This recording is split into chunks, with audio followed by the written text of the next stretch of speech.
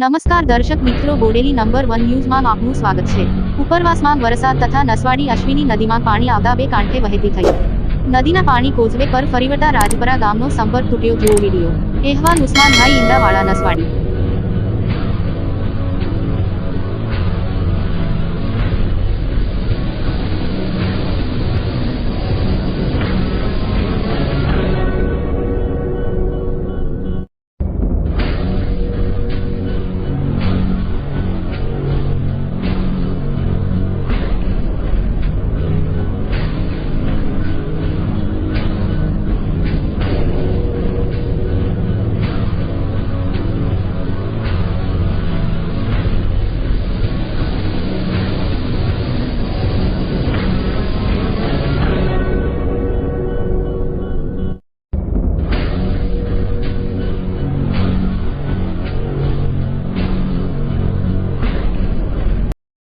અવનવા રોજબરોજના સમાચાર જોવા માટે જોતા રહો બોડેલી નંબર 1 ન્યૂઝ ચેનલ।